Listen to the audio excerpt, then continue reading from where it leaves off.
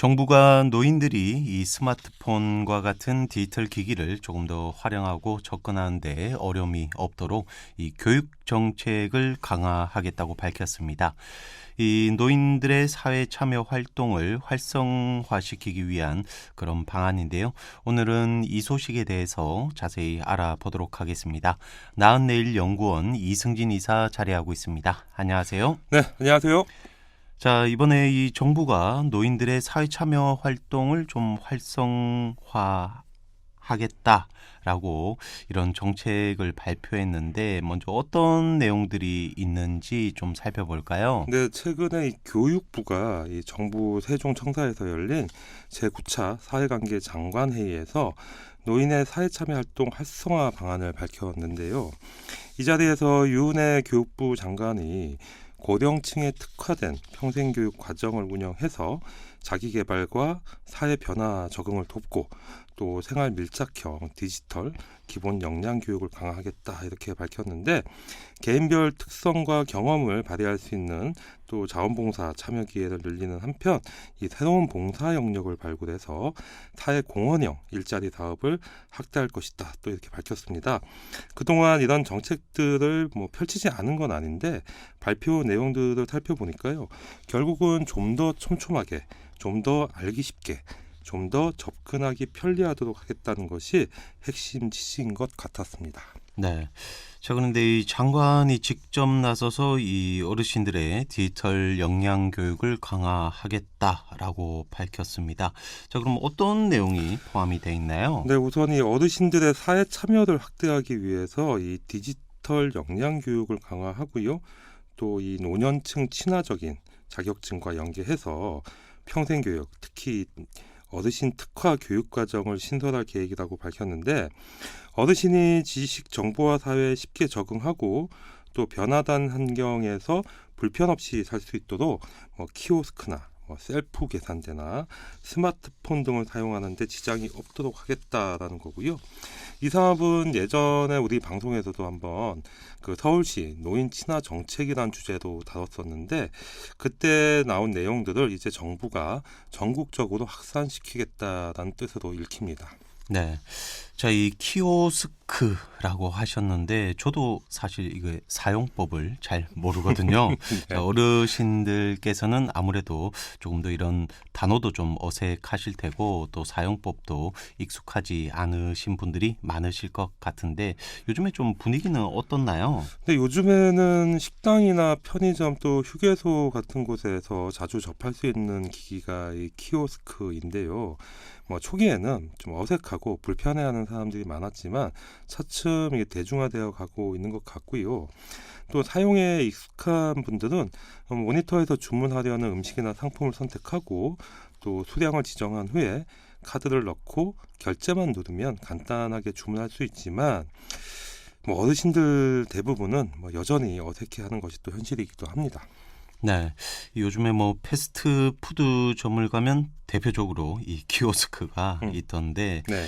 대부분은 이 사용을 잘 하는 것 같고 또 어르신들이나 저 같은 분들은 또 이 사용에 좀 어려움을 겪고 있는 것 같습니다. 자, 그런데 아무래도 이 요즘 인건비도 비싸지고 또 코로나19로 인해서 비대면 서비스가 이 강조가 되다 보니까 이런 키오스크가 거의 모든 생활 공간으로 지금 확산되는 분위기죠. 네, 그렇습니다. 하지만 이 디지털 기기에 낯선 분들은 이 상품을 골라서 결제하기가 쉽지 않은데요. 예를 들면 상품을 잘못 선택한 경우에 뒤로 가기를 하거나 삭제하기를 못해서 당황해 하시기도 하고요. 또 신용카드가 없으면 결제할 수 없다는 걸 뒤늦게 알고 난감해하는 광경을 저도 자주 접하게 됐는데 그럴 땐 뒤에 서 있던 제가 조금씩 도와드리고는 있지만 그분들께 이제 물어보면 아직 글자를 잘 모르는 경우도 있고요. 알더라도 상황에 맞게 이 문맥을 이해하지 못해서 기계로 일 처리를 하는데 좀 여러 가지 어려움이 크다는 걸 알 수 있었습니다. 네. 자, 이런 버스 터미널이나 고속도로 휴게소 이런 곳에는 아무래도 보조하시는 분들이 또 이 작동법을 알려주기도 하고 또 대신 주문도 해주긴 하는데 이 아직은 다른 사람의 도움을 받기가 어려운 것이 또 적지 않은 것 같습니다. 이 때문에 일부에서는 또 문화지체 현상이 좀 일어나는 게 아닌가 또 이런 우려도 하시더라고요. 네, 맞습니다. 일종의 이 문화지체 현상이라고 보면 되는데요. 이 디지털 기기도 이 사용자가 한번 배우거나 반복해서 사용하면 익힐 수 있지만 익숙하지 않은 분들은 뭐 일단은 두려움이 앞설 수밖에 없는 거죠. 근데 제가 한 번씩 들리는 일부 노인복지관이나 뭐 노인대학 같은 곳에서는 사회복지사들이 이 키오스크 사용 방법을 안내하기도 하고 또 커피 한 잔이라도 직접 결제하게 도와드리면서 이 활용 능력을 키울 수 있도록 하는 경우들이 있는데 그나마 이 복지관이나 노인대학은 또 이 상대적으로 여유가 있는 분들이 이용하는 경우가 많거든요. 네. 결국 소득이 적거나 또 가난한 어르신들은 그럴 기회조차 접하기 어려운 것이 현실이기도 하죠. 네. 자, 그래도 요즘에는 이 대부분의 어르신들이 이 스마트폰을 또 가지고 다니시는데, 자, 이런 디지털 기기 활용 능력을 키울 수 있도록 뭐 이렇게 정부 차원에서 좀 지원을 하겠다, 뭐 이런 거죠. 네, 그렇습니다. 이 정부는 이 교육 방송 등과 연계해서 스마트폰을 활용한 정보 검색 기능이나 뭐 교통, 금융 관련 애플리케이션, 그런 활용 방법들을 알려주는 디지털 리터러시 프로그램을 제작하고 또 노년층 맞춤형 교재를 개발한 뒤에 보급할 계획이라고 밝혔는데요. 이런 노력들을 주변에 많이 알리고 또 각종 교육 프로그램들을 쉽게 접할 수 있도록 돕는 것이 또 저희 같은 사람들이 해야 할 역할일 것 같습니다. 네. 그리고 앞서 말씀하신 대로 뭐 복지관이나 노인대학처럼 이 결국은 좀 이런 교육을 할 수 있는 공간이나 뭐 장소 이런 문제도 좀 해결을 해야 되겠죠. 네, 맞습니다. 그래서 이 전국의 도서관이나 복지관 또 사회적 기업 같은 이 생활 사회 간접 자본, 그러니까 생활 SOC라고 부르는데 이곳에 있는 이제 디지털 배움터 한 1,000곳을 활용해서 뭐 스마트폰이나 태블릿 PC와 같은 그런 디지털 기기 작동법 등을 뭐 이제 교육시키는 그런 기초 교육부터 뭐 모바일 금융, 기차표를 예매하거나 또 인터넷 쇼핑을 하거나 또 뭐 스마트 오피스 등 같은 이런 디지털 생활 심화 교육을 추진하기로 했는데요. 울산도 이 각종 공공 이용 시설에 이 디지털 배움터 시스템을 구축하고 정부 정책에 부응할 필요가 있는 것이죠. 그래야 울산 지역에 있는 어르신들의 삶도 한 걸음 더 나아지지 않겠습니까? 네. 자, 그리고 그러고 보면 이 스마트폰을 또 만들고 이런 공급하는 회사들도 이런 고령층의 또 소비자들을 위해서 이 사용 방법에 대한 교육을 또 제공을 또 해야 될 것 같은데 좀 어떻나요? 뭐 저도 같은 생각인데요. 뭐 이 스마트폰을 만들고 판매하는 사업자에게 이 모바일 기기를 실용적으로 작동하는 방법을 교육하는 그런 의무를 좀 부과해야 할 필요가 있을 것 같아요. 이 수많은 기술을 접목해서 이 비싸게 만들어서 파는 상품이잖아요.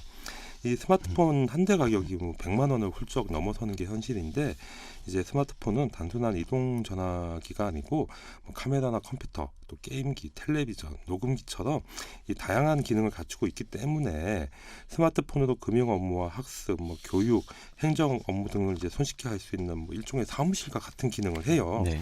쉽게 말씀드리면 우리나라 대부분의 어르신들이 사무실 하나씩은 가지고 있다 뭐 이런 뜻으로 이해할 수도 있는데 그 사무실을 그냥 놀리게 두는 건 아무래도 이 기업에 그 물건을 판매한 기업의 사회적 책임 문제로 좀 비춰지기도 합니다. 네. 자, 그리고 요즘에는 뭐 스마트폰 용량이 꽤나 큰 게 또 나오기도 하지만 이런 스마트폰 용량이 부족해지게 되면 뭐 온라인 공간에 있는 클라우드를 또 활용하는 분들이 굉장히 많은 것 같아요. 이런 기술도 좀 어르신들께서 배워둘 필요가 있겠네요. 그렇죠. 네, 클라우드라는 건 이 컴퓨터나 스마트폰에 파일을 저장할 때 내부 공간이 아니라 인터넷을 통해서 중앙 컴퓨터에 저장할 수 있는 시스템을 일컫는데 뭐 단순하게 자료를 불러오는 기능만 이야기하는 게 아니고 마치 여러 장소에서 동일한 구름을 관찰할 수 있듯이 언제 어디서나 필요한 자료를 불러올 수 있다는 뜻에서 클라우드라고 부르게 됐고 또 영어로 이제 구름이라는 뜻을 가지고 있는 거죠. 네. 이처럼 이 클라우드 기능을 활용하면 저장 공간을 거의 무한대로 사용할 수 있지만 잘 모르면 이 저장 용량이 부족해서 뭐 속도가 떨어지기도 하고 사소한 실수나 부주의로 귀한 정보를 잃기도 하고요. 또 개인정보 관리를 소홀히 하면서 요즘 이 말 많은 스미싱에 노출되기도 하는 거죠. 네.